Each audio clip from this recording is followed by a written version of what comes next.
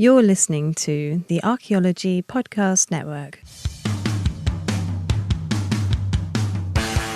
Welcome to the Archaeotech Podcast, episode 70, with Chris Webster and Paul Zimmerman. On today's show, we're going to talk about taking and managing field photographs. Let's get to it.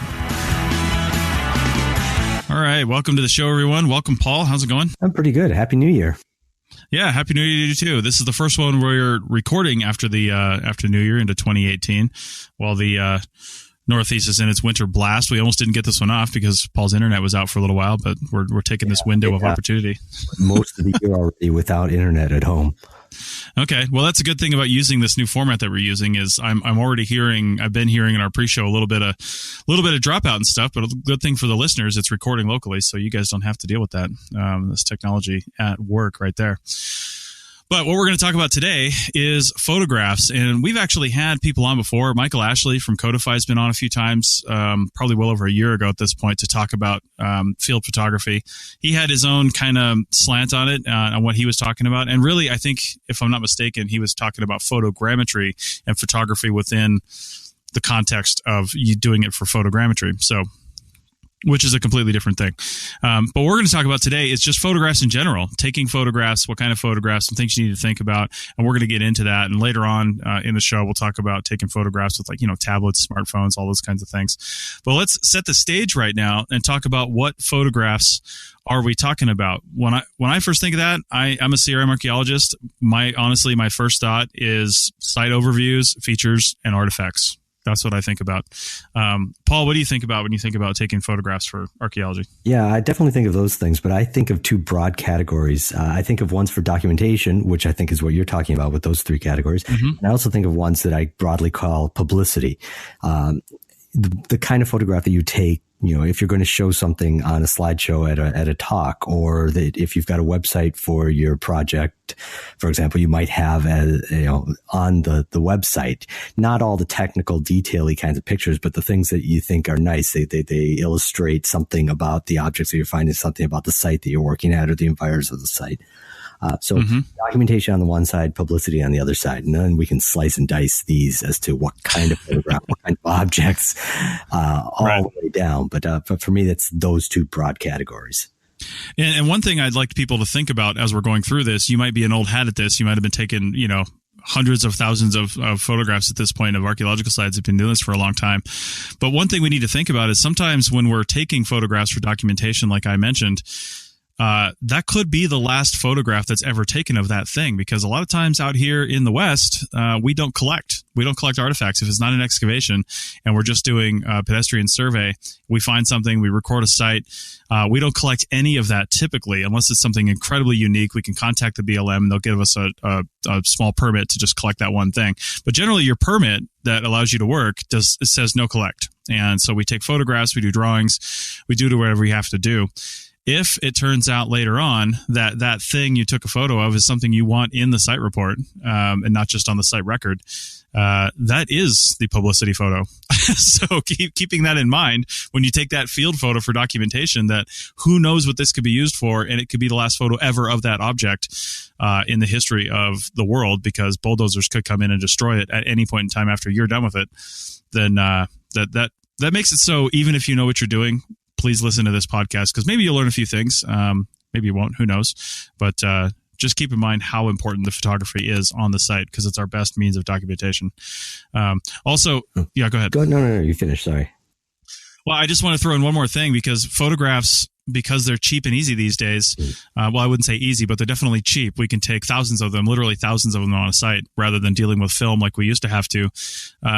You'd have to pick and choose what you're going to take a photo of. Now, we can take all the photos we want, and I think that's a good thing, because some people's descriptive powers are maybe not as good as others. So if you take a really high quality photograph of something, multiple views, and you really understand it from a scientific point for that photograph, if maybe you didn't describe that artifact well enough, or maybe you missed something, maybe it's hot, it's the end of a 10-day session, and you're just like running through this thing, and you didn't maybe give this description or feature its due diligence, but you took good photographs, somebody could come along later and use your photographs to make an actually quality description of that artifact or feature based on the photos that you took. So another good reason to take good photographs. Yeah, that's exactly what I was going to say, is that, somebody like me, I learned how to take photographs with a fair amount of actually academic training in the field, in art photographs, and then also in technical illustration photographs, back in the film days.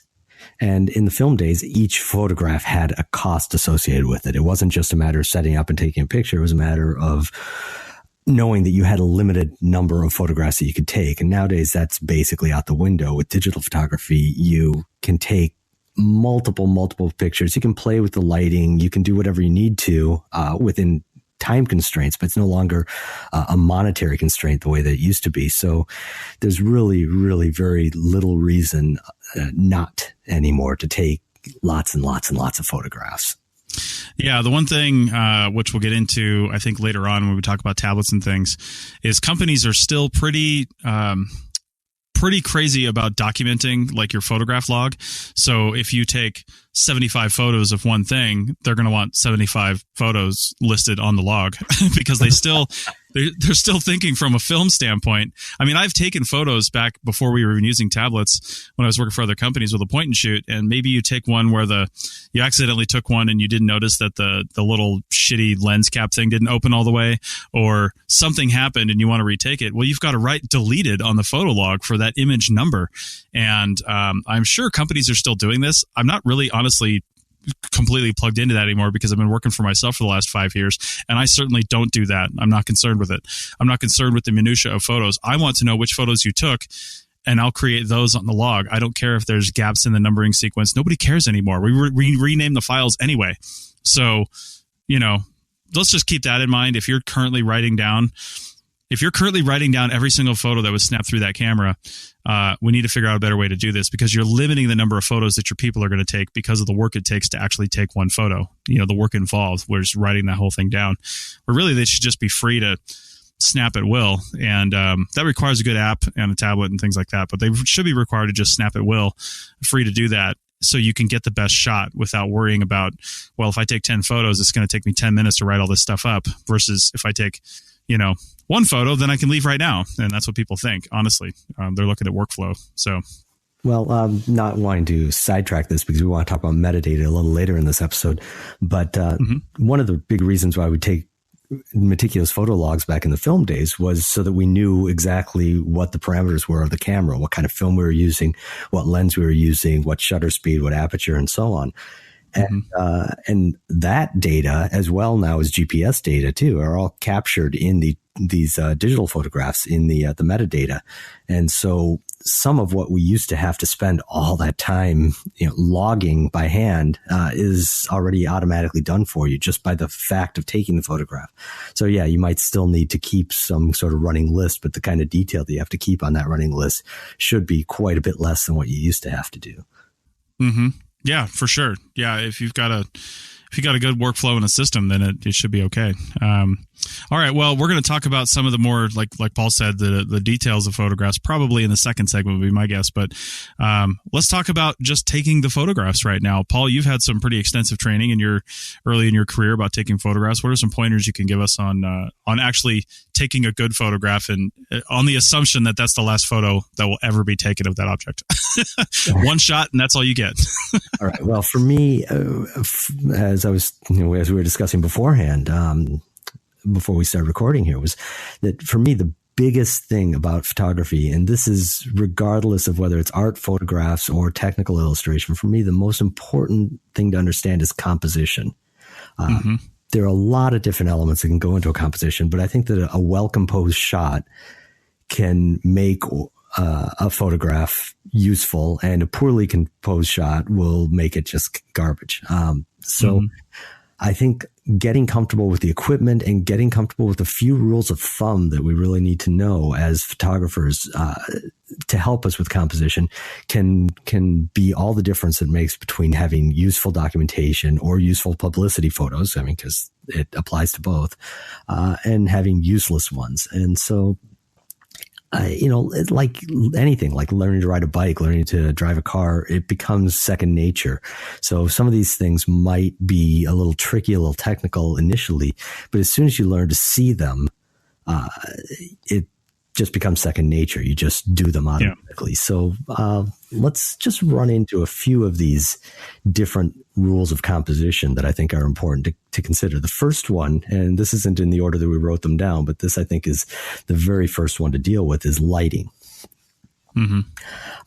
Lighting, gee, when we used to, on archaeological excavations in the Middle East, we used to go first thing in the morning, before the sun had come up, to take our photographs of the site. So every day at the end of the day, we would sweep out, clean up, whatever, make our trenches look as nice as possible. And then we'd get there the first thing the next morning. So as that sun came up and there were no harsh shadows, we could take nice, very clear illustrative photographs, with just enough light, to be able to see what we wanted to show, but not so much that we started casting shadows that were then obscuring details.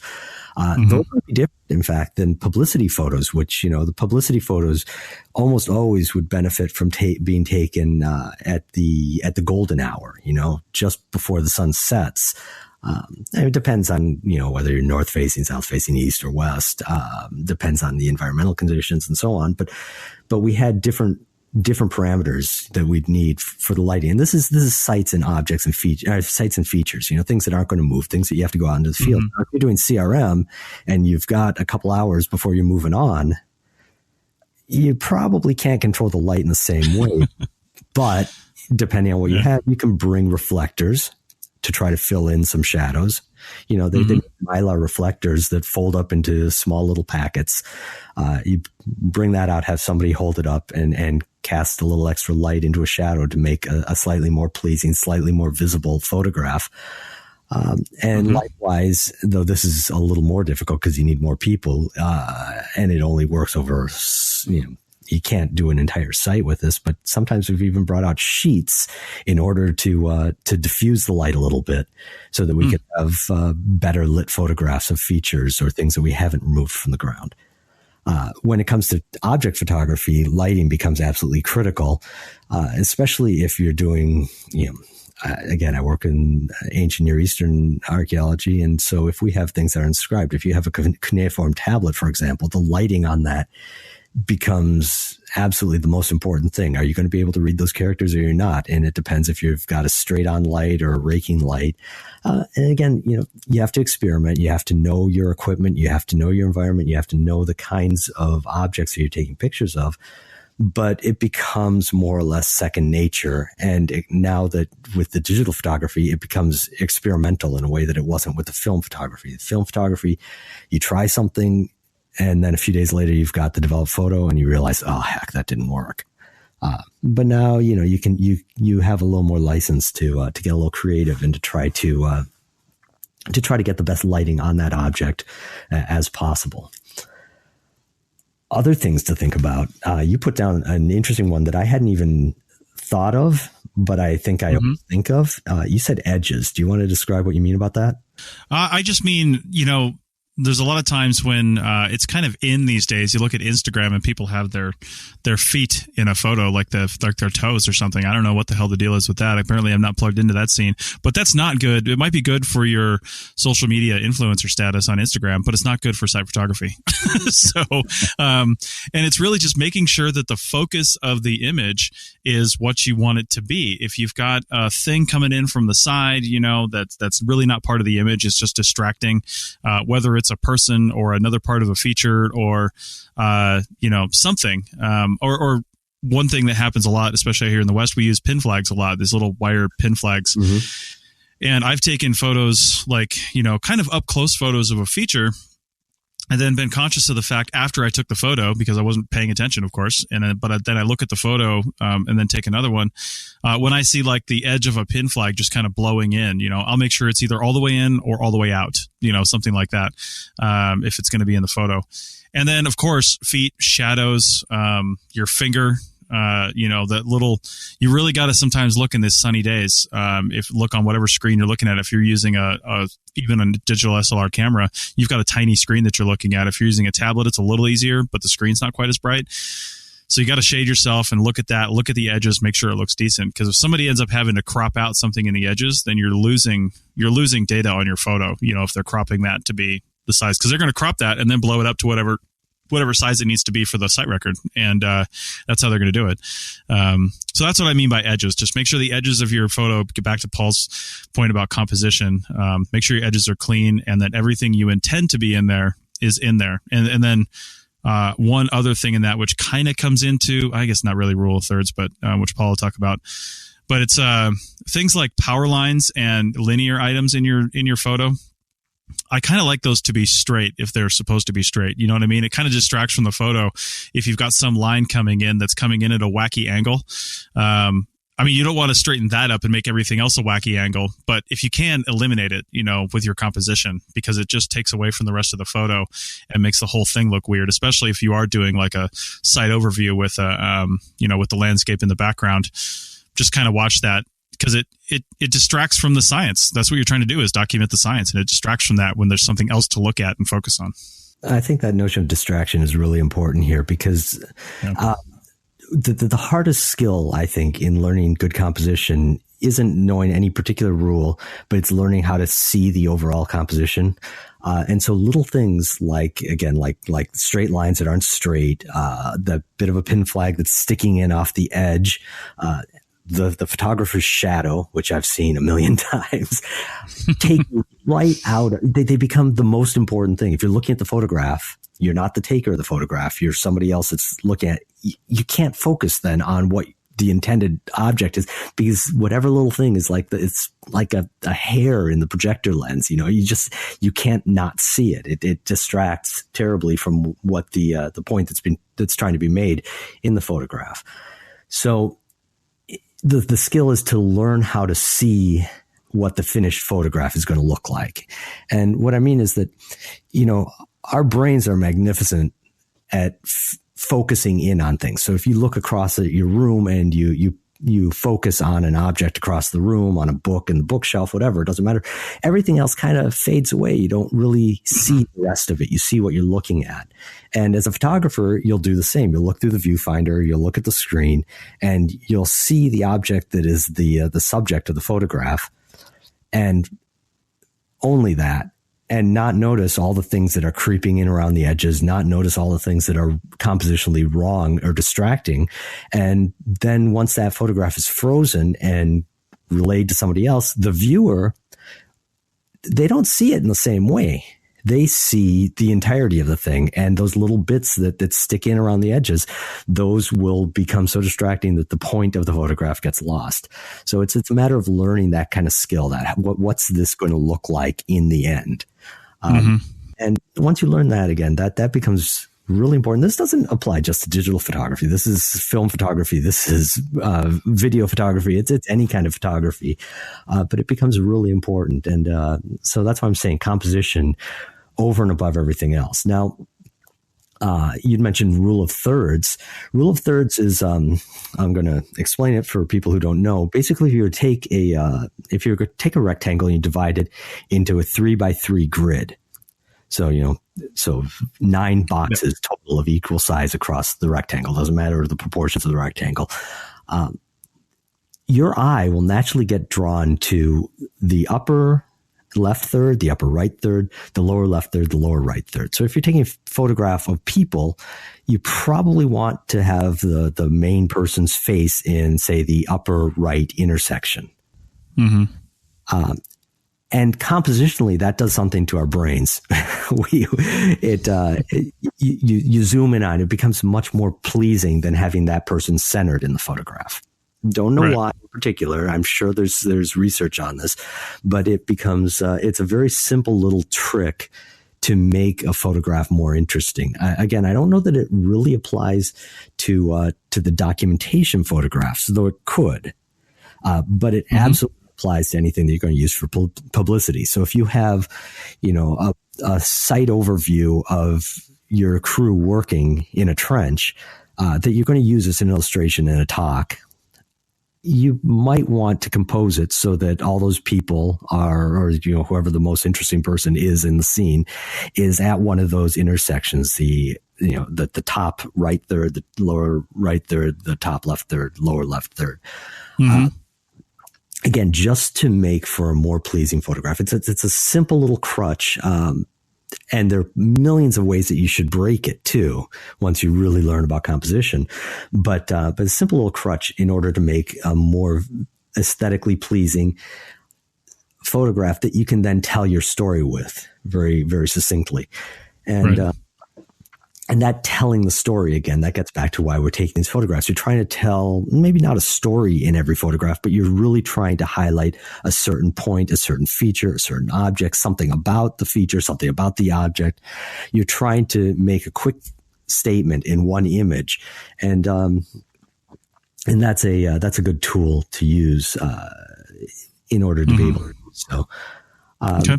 Do we want to talk about depth of field? Because that kind of drips into the next thing here. I'll mention it, and then we can take a break and go to the rules of some more technical rules.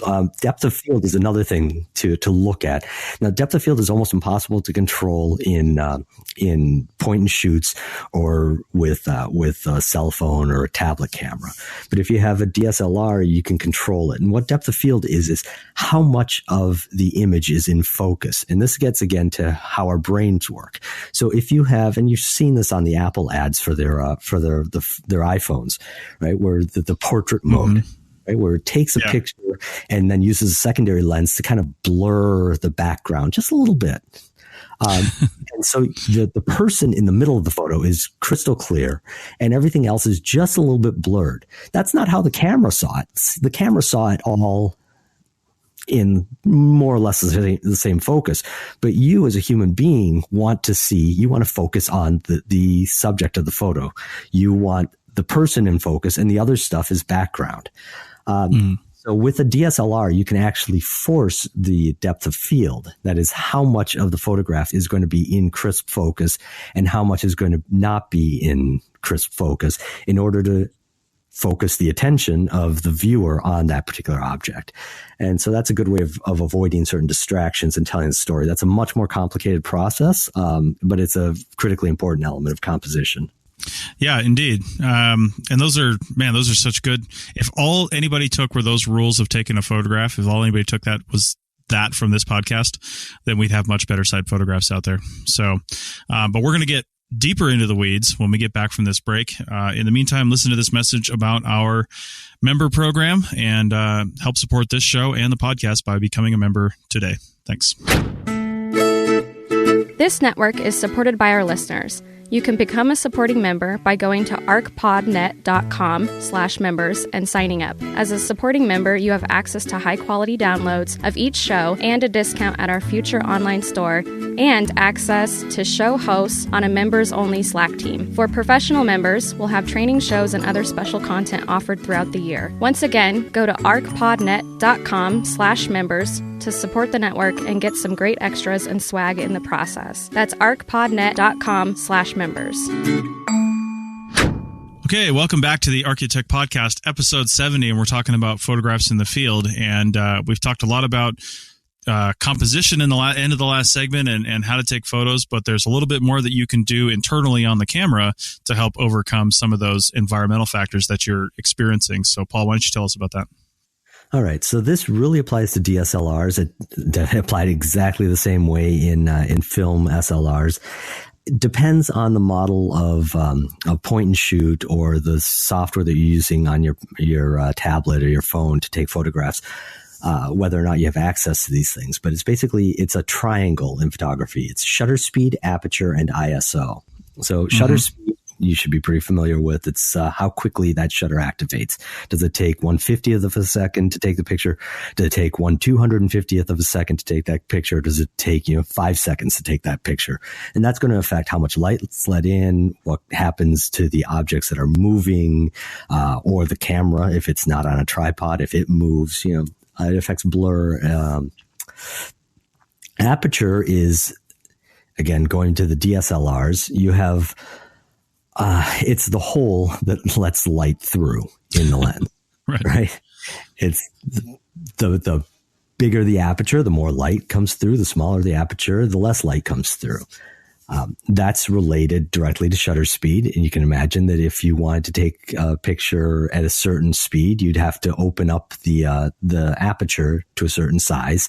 If you wanted to take that picture at twice the speed because you want to avoid blur, the aperture would have to be quite a bit smaller. And conversely, if you wanted to, you get the idea. They're in a relationship.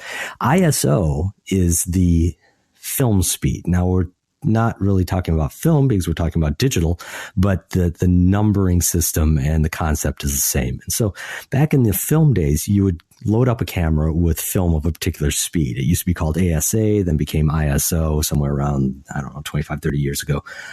So if you have an old camera, it'll say ASA. Anyhow, what you do is you'd get your film and it would have one speed. You'd get that roll of black and white or color photographs, and it would have a speed of 200 or have a speed of 400. That 400 film could actually take pictures in lower light. Right. 800 film, if you could get that, would take it in even lower light. The trade-off was that you would get grainier pictures the higher that number was, the more sensitive the film was. And that's been replicated then in digital photography as ISO. And the range is quite a bit wider in digital photography than it ever was on film. But basically the idea is the same, is that the lower the number, the ISO number, the finer the photographs are going to be, but the more light you need in order to take a photograph at a given aperture or a given shutter speed. So three concepts work fighting against each other. And again, I'm not going to bother trying to explain it because it needs illustrations. It's not conducive to a podcast episode, and I'm probably not a good enough teacher about this anyhow. But if you're interested in the topic at all and you're interested in improving your photographs, this is something very important to learn and to get to understand very well, is that interrelationship between shutter speed, aperture, and ISO. And the reason why is because you have two big things that matter. One, I've already mentioned, camera shake or blur, right? So if the object is likely to move, say that you're taking a picture, a site photograph, and there's a little bit of wind. Those pin flags might be blowing in the wind a little bit. There might be trees or something, leaves blowing in the background. If they're blurred because you're taking a photograph at too slow of a speed, that can be a distraction. It might be a nice artistic element if you're doing it for a publicity shot, but you have to understand how that works. The more important one, though, is camera shake, right? So how still can you hold that camera? Right. And obviously, the faster shutter speed you can use, the less likely you are to blur the photograph by shaking the camera as you take that photograph.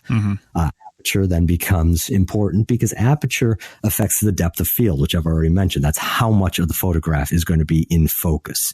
You might want to do a site photograph, an overview. You've got some way of getting up over the site enough, and you want to focus everything from here to infinity to be all in crystal clear focus so that you can see everything and it looks beautiful.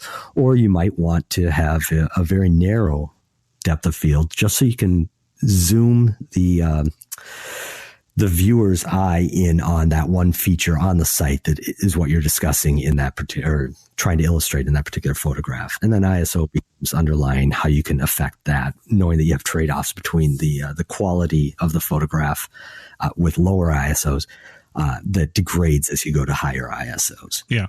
So this is an important topic for you, the listener, to read up on if you're interested in seriously improving your photographs. And it applies the same way back in the film days as it does in digital photography. So an old book will help too if it's got good illustrations. Yeah. And, one thing, since we're learning how to take better photographs here, I would say if you want to figure out this relationship between ISO, film speed, ISO, shutter speed, and aperture, one of the ways you can do that without, if you're using a film camera, don't mess around with that because you'll run out of film pretty quickly. But if you're using a digital camera or even better, a smartphone or tablet, I've got an app that I'm actually going to talk about later. I just swapped this out because I realized I've never talked about it as the app of the day, which is a glaring error. But I use ProCam for iPhone.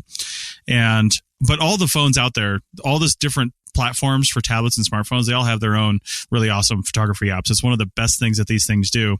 And there's tons of apps out there for them. But one of the things you can do with ProCam is lock down 2 of those 3 things. Just lock it. Set these at a thing and lock it, and then play with the third one, which will allow you to see exactly what that does. And you don't actually have to take the pictures because it's showing you in real time on your screen what it's doing. So if you lock down shutter speed and aperture, and then you're playing with the ISO, you can see what different ISO is going to do at that shutter speed and aperture. Whereas if you lock down, say, shutter speed, you can play with the others. Now that's called something else on a digital SLR with the ones with the dials, so you can control. If you go into shutter priority or aperture priority, it's going to have you select a shutter speed, and it's going to lock down the shutter if you're doing shutter speed priority, and then it'll choose an aperture that'll be based on the lighting and the ISO that you have. That's going to be good for that shutter speed. If you want a certain aperture, same thing, it's going to choose a shutter speed that fits that aperture. So you have to decide, well, am I working with challenging lighting conditions, or am I working with challenging wind conditions, maybe things that are moving? If you want a higher shutter speed to lock down that pin flag, then choose shutter priority and a higher shutter speed, and then it will choose the aperture based on the lighting that is going to be best for your shot. So the best thing you can do is just play with it, though. Download an app for your smartphone and play with it.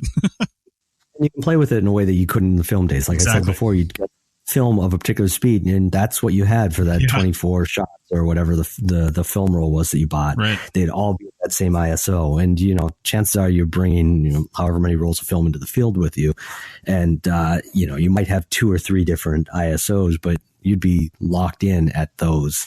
Right.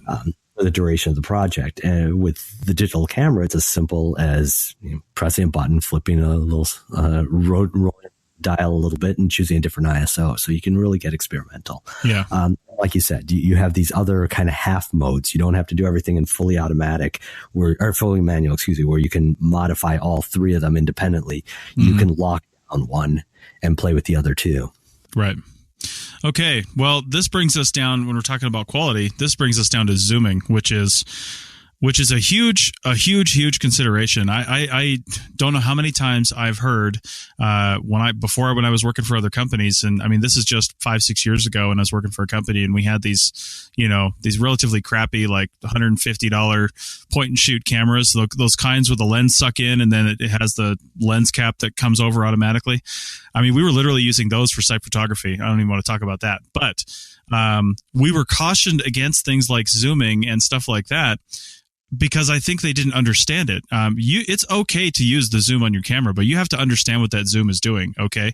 The best thing to do, obviously, is to get as close as you can to your subject without zooming, because that allows you to get the best quality out of this thing. But if you've got a really solid lens on a digital SLR camera, probably one of the best examples of this is look at sports photography. The photographer's not sitting there on the field recording that bead of sweat coming off the quarterback's face. No, they're 30, 40 yards away using a ridiculous telephoto lens the size of your head. That lens is designed to capture that detail from a distance, and it's okay. He's getting a high quality photograph out of that. Now, your field cameras, though, and especially if you're using a tablet or a smartphone without an attachable lens, because they do make those for smartphones, if you're not using that, then you have to be really careful, because we're talking about the difference between digital zoom and optical zoom. Optical zoom is using actual glass lenses to make the zooming. So you're using the distance between lenses, basically, to bring an object closer, and that's okay. You're not necessarily losing quality when you do that. You might have to really watch your shutter speed and your aperture when you're doing that, because you'll change how you're taking the photograph if you're zoomed like way in, for example. But then the biggest difference is, so that's optical zoom. So that's using a mechanical zoom is how you can think about that. You're using hardware to zoom into the object.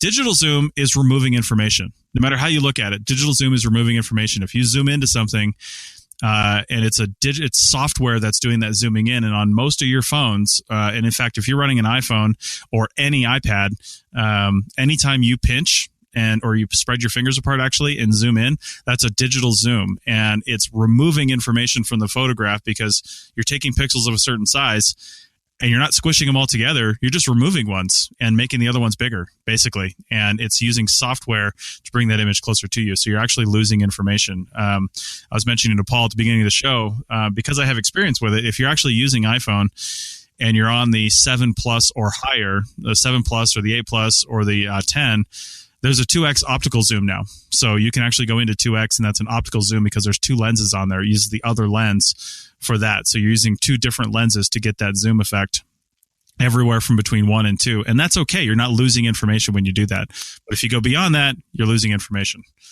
So did I explain that well enough, Paul? Yeah, I think so. And I do want to put a little caveat here, though, for people is that sometimes you have, especially on point and shoot cameras, you do have a certain amount of optical zoom, and then it goes into digital zoom beyond that. Mm-hmm. So, if you've got, in your example here, the 2x, so the first 2 power magnification is fine. And beyond that, it goes from optical zoom to digital zoom. Some cameras won't let you know that that's happening, or won't let you limit it just using the optical zoom. That makes it a little trickier. You have to be very cognizant of what you're doing. Mm-hmm. If you have a way, if the camera allows you to only use optical zoom, lock out the digital zoom. Yep. Don't use it. Just stay the hell away from it. I don't know. You've seen that trope in movies where, they've got a photograph and they zoom in on the, on some detail, and they just keep on zooming in, and they go from, some great crowd scene to right in there to being able to read, the time on somebody's watch or something. That's not real. Yeah. That doesn't happen. When you zoom in, it throws away data, and then it interpolates between the remaining pixels, and then you zoom in more. This is digital zoom, that is. Mm-hmm. You zoom in more, it throws away more data, and interpolates between the remaining pixels. And so basically you lose clarity. You don't actually have detail there that's hidden magically behind it. The only way that you get, good detail fidelity is with the optical zoom. Mm-hmm. Yeah, you can think of it like telescopes, big telescopes. The farther out you want to see, or the more clarity you want to see in space or wherever you're looking at, the bigger your telescope is going to be, because they're not using digital zoom. They're using actually bigger lenses, to make these things happen. The Hubble telescope is enormous. We saw the backup Hubble telescope at the Air and Space Museum, and they had like a second one, that was the backup. That's the one that's not in space, and that one's now in the Air and Space Museum, and it's enormous. I mean, it's absolutely enormous, and it's just a telescope, but they can see back, however far they want with this thing, and that's because of the size of the lenses. So yeah, and another thing along with the zooming is when we talked about composition is framing your shots, and we wanted to throw that into this section here. And basically what we mean by that is you have to be cognizant, especially if you're using, this is true if you're using any type of camera. I don't care what it is, whether it's a phone, a tablet, or a SLR, or a regular point and shoot camera. You want to try, especially with artifacts, and I think this really pertains mostly to artifacts, you want to try to get the best quality out of that photograph as you can, because as we said at the beginning, this may be the last photograph ever taken. So if somebody takes that photograph in the lab, or even 10 years from now when they're pulling your old data down, and they want to see that, and they want to zoom into this artifact on their screen and look at something, you want them to have as many pixels as possible to play with when they're zooming in, right? So if you're taking pictures of your artifact, let's say on a photo board, let's say you've got a photo board, it's, 6 inches by 8 inches or something like that, and you set this projectile point down right in the dead center of it because that looks really good.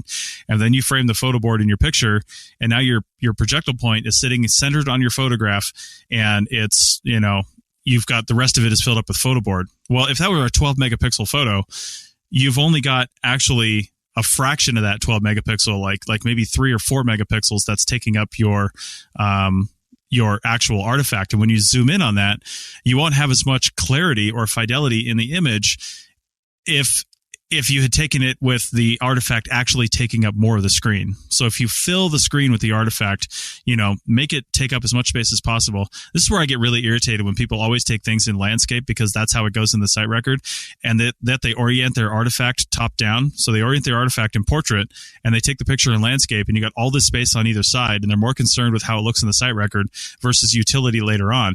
Just reorient your artifact. People can figure out what the top and the bottom is. We're not stupid.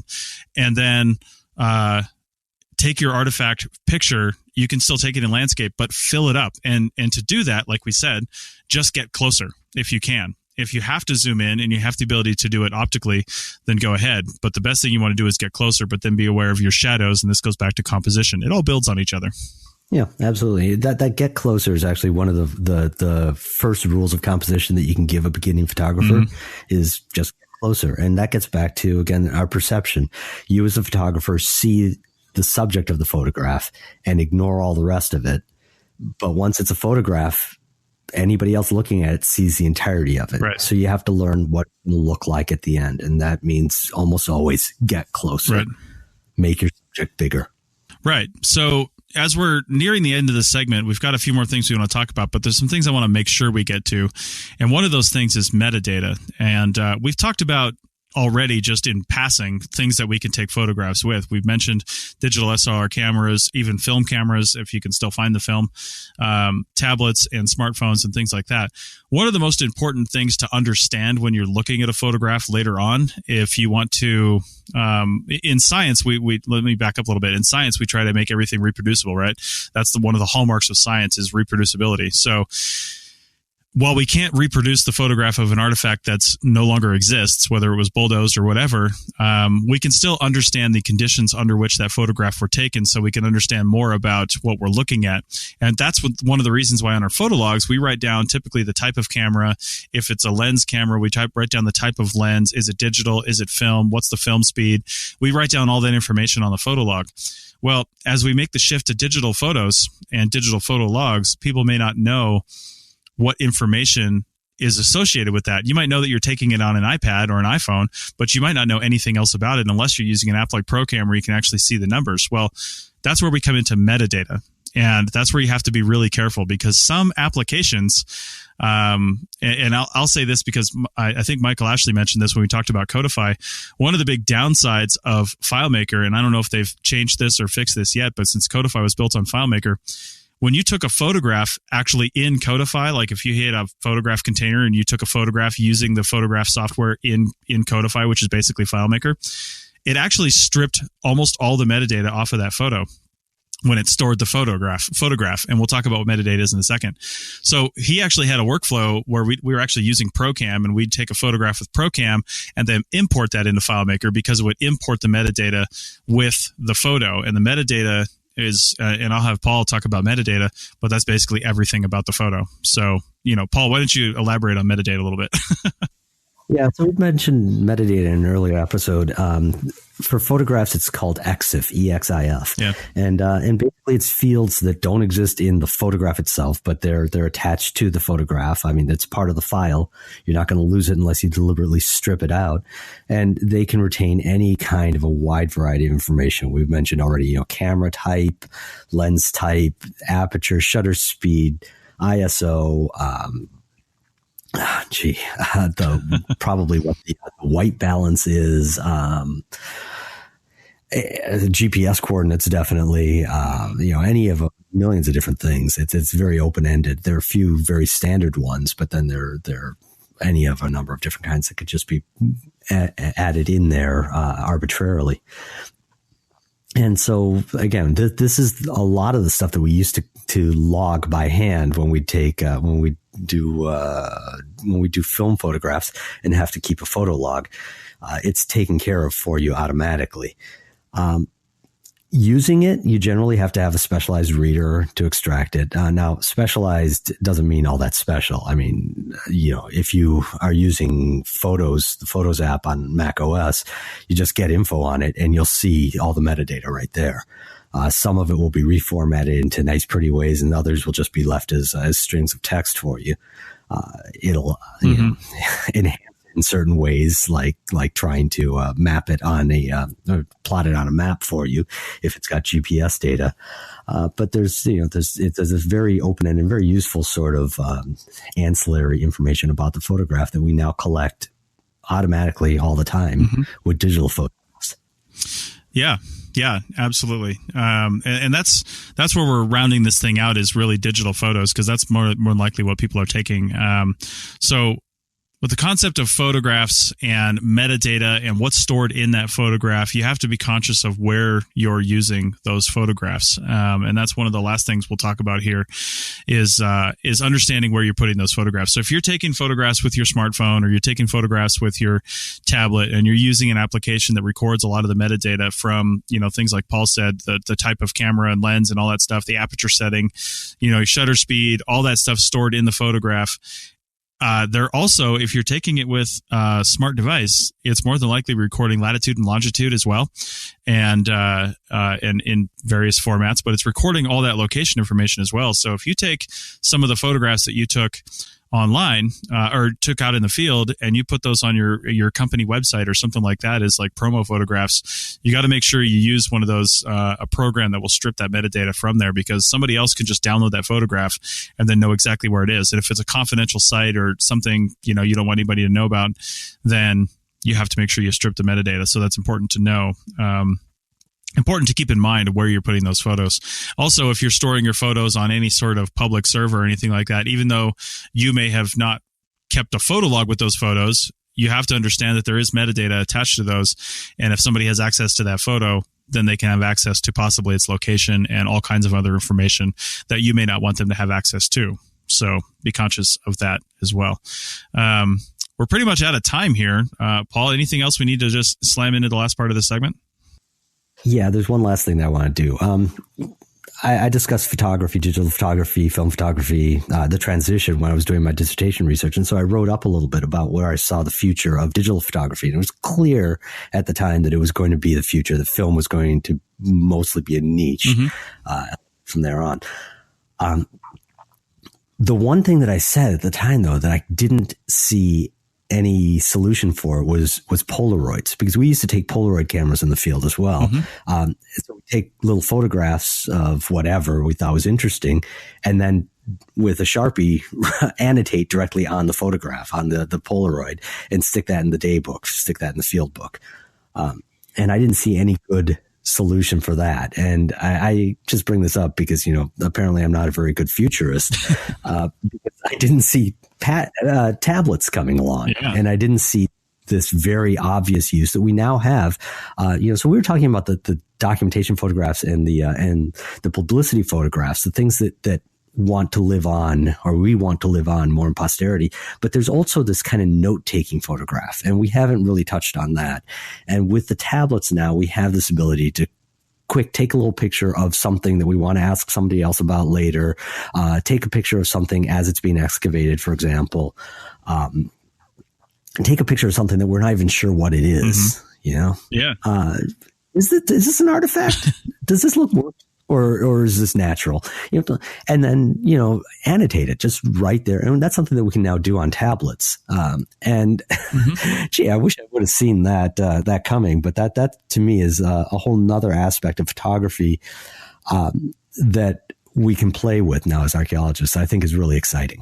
Yeah, it's pretty great actually. And especially I know a lot of the Samsung devices, the Note line of devices from the tablets to the smartphones have that S Pen that you can quickly just draw on anything, with that pen, and then send that off to somebody and say, look at this thing. What do you think about that? And that's a nice little aspect of photography. You can do the same thing with Apple devices, whether you're using the Apple Pencil on your iPad Pro or not. You can just write with your finger.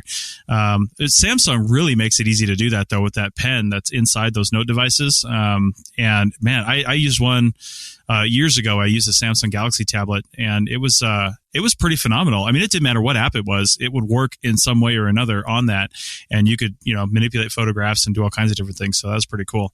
Well, I think we're just about done with this, and there's always more that we could talk about, of course. But we're going to end this and come back with our App of the Day segment. And just because of this episode, we were talking about this, I totally routed my app into something different. So it's actually relevant to the show. There you go. So we'll be back in just a second with our App of the Day segment. Great.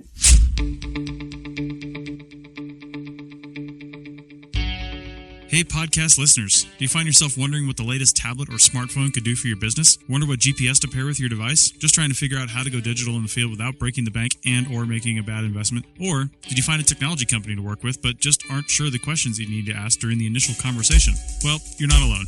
There are literally thousands of tech combinations out there, and it can be really tough finding the right one for your business and your workflow.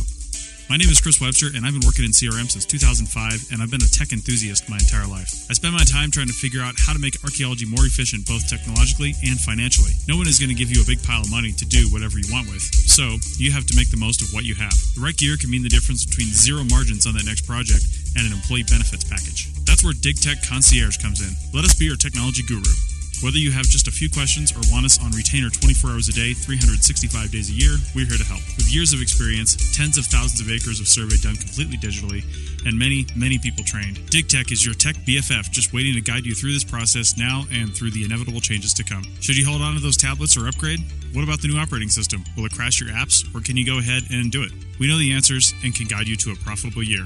Go to www.digtech-llc.com/tech-concierge to book a consultation or book us for the year. The yearly retainer includes unlimited calls and support and company training on software and gear. That's digtech-llc.com/tech-concierge. And concierge is CONCIERGE. To get going and go digital today. Call us before you make any decisions. We've been there before. All right, welcome back. We're on Archaeotech episode 70, and this is the App of the Day segment. And since we're talking about photography, you know what? I'm going to mention real briefly the app I was going to talk about just because I'm so amazed by this device. So we're going to have 3 apps because I'm only going to spend 30 seconds on this. But my wife got me the Ember coffee mug for Christmas because I told her I would never buy this for myself because it's totally ridiculous and costs $80. But it's a coffee mug with a battery inside of it. And it's got this little saucer thing, and you set it on it to charge, but you can just leave it on there forever if you want. But you can pull it away, and the mug works for about an hour and a half to 2 hours off the charger. But it basically, you use an app on your smartphone to keep the temperature of whatever liquid you have inside there from between 120 to 145 degrees Fahrenheit. And it's the most amazing thing I've ever experienced in my life. So much so, my wife was so jealous, I went and bought her one last night when Starbucks got them back in stock. So, because I think Starbucks is the only place you can buy them in physical stores right now. They've been selling them online for a while since their Kickstarter, and now you can get them. And they also make a travel mug that's like $150. I don't really need that right now, but for traveling archaeologists, it might be a good thing. But yeah, since I got this on Christmas Day, the last quarter of my coffee, I haven't drank cold coffee since then because everybody knows what the hell I'm talking about. That last quarter, you either have to microwave it or drink it cold. So I was going to talk about that for the whole thing, but that's all I'm going to say about it. Go check it out. It's worth the money. I swear to God, it will change your life. All right, so the app I'm going to talk about is, again, unfortunately, only available for iOS. However, there are equivalents on the Android App Store as well. And it's called ProCam, like I mentioned throughout the show. And I just realized we'd never done that for an App of the Day segment, so I'm going to talk about it right now. It's $4.99 in the U.S. App Store, and you really can't beat that. You get so many amazing features with this. If you happen to be running an iPhone 7 Plus or higher, there's actually a button at the top where you can switch between the 1X and 2X and, really easily just switch the whole thing between one lens and the other lens to make that a conscious choice. You can take photographs in RAW. That's one capability that came up with the iPhone 7 Plus was the ability to take photos in RAW, but Apple did not include that ability within their own applications. You actually have to have a third-party application to turn on that ability. So I can take photos in RAW, but I can also take photos in TIFF format, which is also an interesting thing because that's actually a requirement by the Nevada BLM is to take a minimum 10 megapixel photo in TIFF format. And I can do that on my iPhone and 7 Plus and up can do that. So that's pretty amazing. I can see right here the resolution that I'm taking them at. Obviously they've got a little symbol for an SD card that tells me how much memory is basically left on my phone, things like that. I can do exactly what I said, which is in the beginning, which is if I'm on just regular photo mode, I can lock down the shutter speed and the ISO, and then I can mess with like the white balance. I can mess with the aperture. I can lock down any of these things. And then another cool thing is you can change the format of your photos. You can do 1:1 like Instagram, so square photos, 4:3, 3:2, 16:9. I can do night mode is a little weird. It has to be really dark, and you really should be on a tripod to do that. Anything you're doing that's slow is like that. You can do slow shutter, portrait. You can do 3D photos, which is pretty cool. And you can do time lapse. Most of that not really important for archaeology, but still kind of neat to have on here. Another cool thing is you can set up these these overlays on the screen. So if you're not sure what the rule of thirds is, you can put up this overlay on the screen to let you help frame your photo. It doesn't take photo. It doesn't take with the photo, of course, but it allows you to help frame that photo.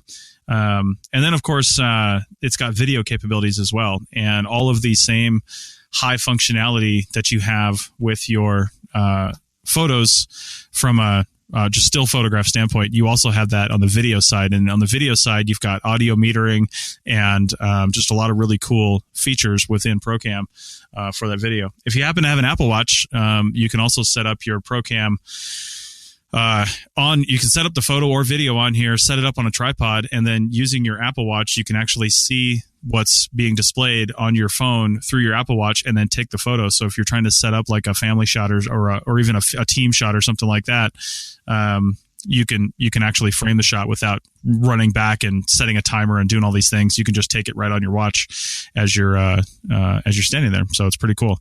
I'm not going to get into it too much more. There's too many features of ProCam to really talk about it. It's just so many ridiculous features, and it doesn't matter what phone you have. If you don't have the 2x capability with the telephoto lens, or you can't take TIFF or RAW, it will just wipe out those features so you can't see them, and you can still have all that full functionality over like a manual control camera right there on your smartphone. And for $4.99, even if you're just learning how to take photographs and you don't plan on you actually taking site photographs with your device, if you're just learning and you want to lock some stuff down and play with different settings, it's just phenomenal for that. So highly recommended. Okay, well, I'm going to mention one other thing here. And like there's one that I'm not going to talk about, and then there's another app that I am going to talk about. The one I'm not going to talk about much is called Camera Plus. And you talking about ProCam made me think of this. And I look at my phone here, and I still have it. I used it years ago, and it continues to work. And I really liked it in the days before I got my DSLR, because I wanted to be able to adjust some of the things that I was telling you about before, the ISO, the aperture. I'm not sure if I can adjust aperture, definitely shutter speed. It's again, another iOS only app. iPhone, it's $2.99. iPad, it's $4.99. And it allows you to do any number of different adjustments as you could on a DSLR as you're taking the photographs. There is a grid over it so you can line up things. You've got the zoom as just a simple slider on one side. It has different modes for close-ups and for portraits and the like. Very, very full-featured imitation of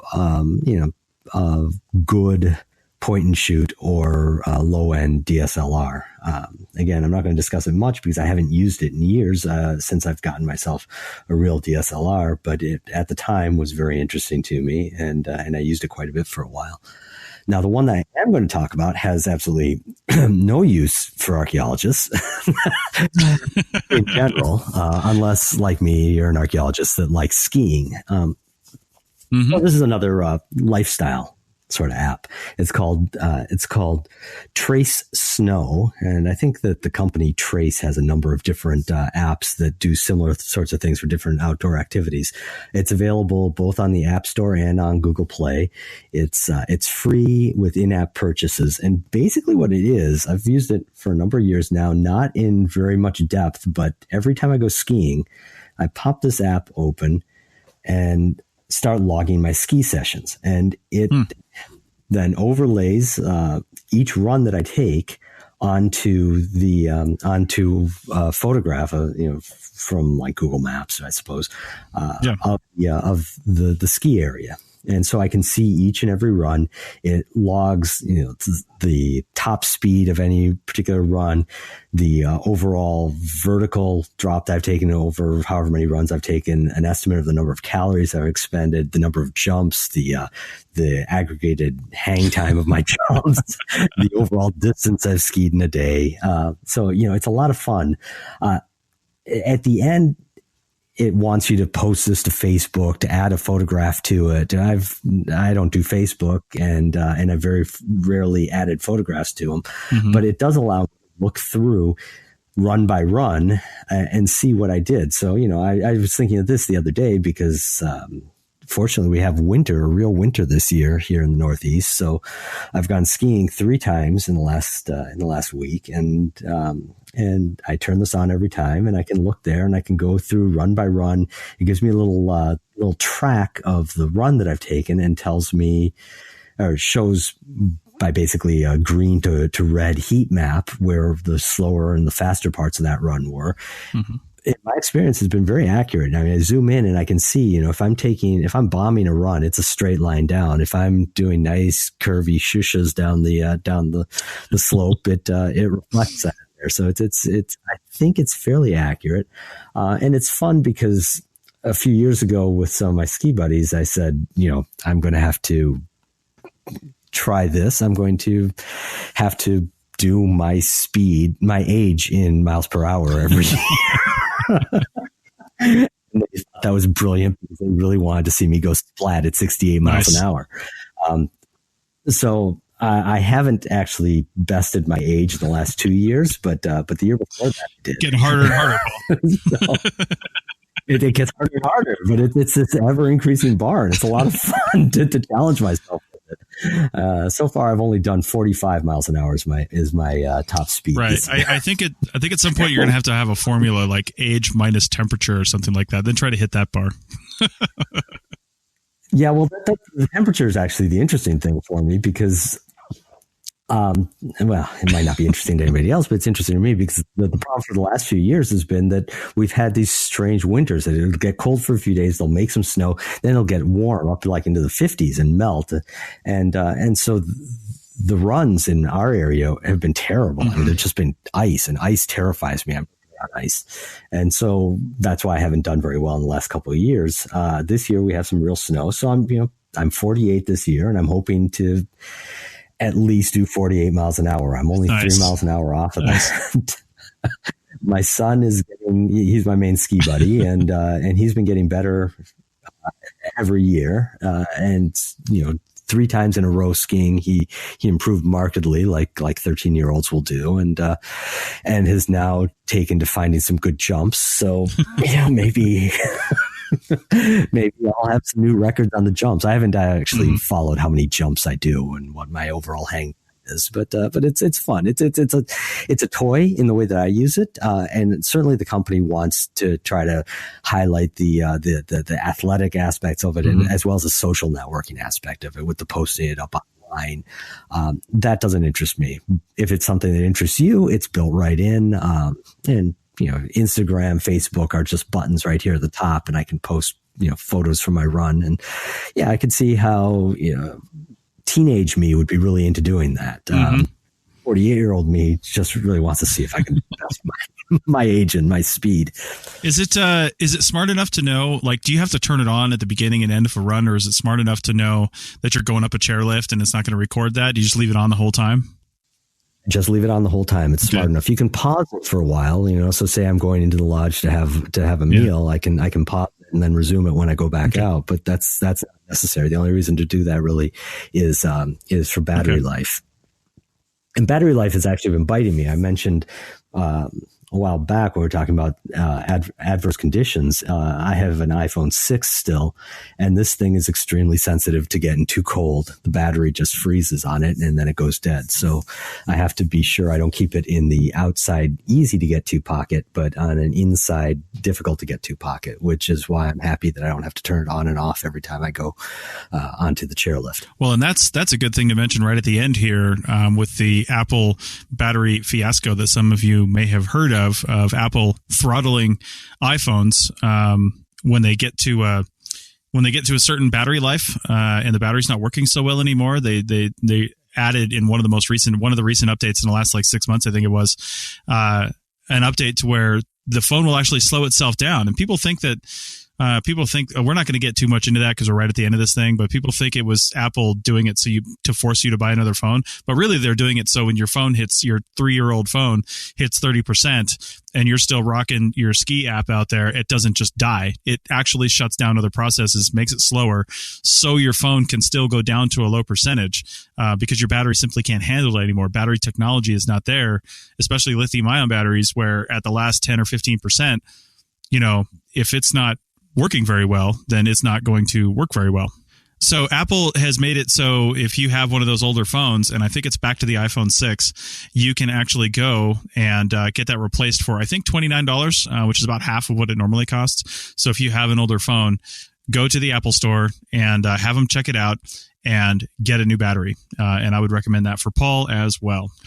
All right, well, I think we lost Paul, but that's it for the App of the Day segment. And thanks for listening, and be sure to recommend any more apps that you want us to check out, especially Android apps. We will review those, but we're just not too familiar with them. So let us know in the comments wherever you saw this episode. Thanks a lot.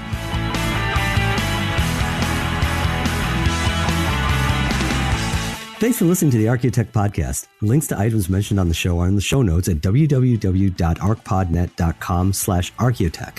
Contact us at chris@archaeologypodcastnetwork.com and paul@lugal.com. Support the show by becoming a member at arcpodnet.com/members. The music is a song called Off Road and is license free from Apple. Thanks for listening. This show is produced and recorded by the Archaeology Podcast Network, Chris Webster and Tristan Boyle, in Reno, Nevada, at the Reno Collective. This has been a presentation of the Archaeology Podcast Network. Visit us on the web for show notes and other podcasts at www.arcpodnet.com. Contact us at chris@archaeologypodcastnetwork.com. Thanks again for listening to this episode and for supporting the Archaeology Podcast Network. If you want these shows to keep going, consider becoming a member for just $7.99 a month. That's cheaper than a venti quad eggnog latte. Go to arcpodnet.com/members for more info.